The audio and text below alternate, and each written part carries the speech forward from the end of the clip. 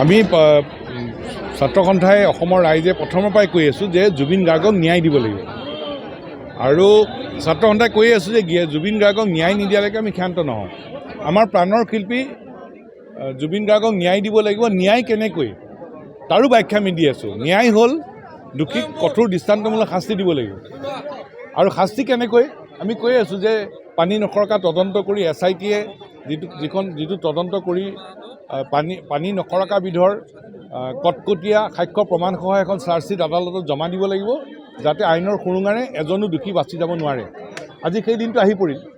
আজি SITয়ে চাৰ্জশ্বীট আদালতত জমা দিছে আৰু আমি চাৰ্জশ্বীট দেখা নাই, কিন্তু আমি অসমৰ ৰাইজ আৰু ছাত্ৰ সন্থাই এইটোৱে আমি আশা কৰিছোঁ যে SITয়ে তদন্ত কৰি সাক্ষ্য প্ৰমাণসহ এখন শক্তিশালী কটকটীয়া চাৰ্জশ্বীট আদালতত জমা দিছে, যাৰ জৰিয়তে আইনৰ সুৰুঙাৰে যাতে এজনো দোষী যাতে সাৰি যাব নোৱাৰে। সেইটো হ'ল মূল বিষয়। অসমৰ ৰাইজ আৰু ছাত্ৰ সন্থাৰ এইটোৱে আমি আশা কৰিছোঁ যে চাৰ্জশ্বীটখনত সাক্ষ্য প্ৰমাণসহ SITয়ে এখন কটকটীয়া শক্তিশালী চাৰ্জশ্বীট ন্যায়ালয়ত জমা দিছে, যাৰ জৰিয়তে এজনো দোষীয়ে আইনৰ সুৰুঙাৰে যাতে বাচি যাব নোৱাৰে।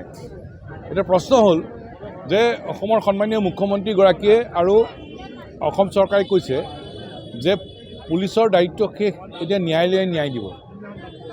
ন্যায়ালয়ে ন্যায় দিব। SITয়ে তদন্ত সম্পূৰ্ণ কৰি চাৰ্জশ্বীট দি দিলে, কিন্তু অসম চৰকাৰৰ দায়িত্ব শেষ হোৱা নাই।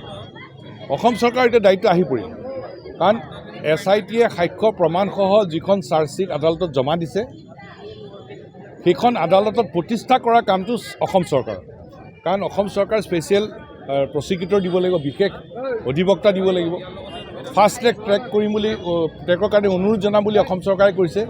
গতিকে অসম চৰকাৰে শীঘ্ৰেই গুৱাহাটী উচ্চ ন্যায়ালয়ৰ মুখ্য ন্যায়াধীশৰ লগত কথা পাতি ফাষ্ট ট্ৰেক আদালত বহাব লাগে। অসম চৰকাৰৰ তৰফৰ পৰা স্পেচিয়েল প্ৰচিকিউটৰ দিম বুলি কৈছে, বিশেষ অধিবক্তা দিম বুলি কৈছে, দিব লাগে।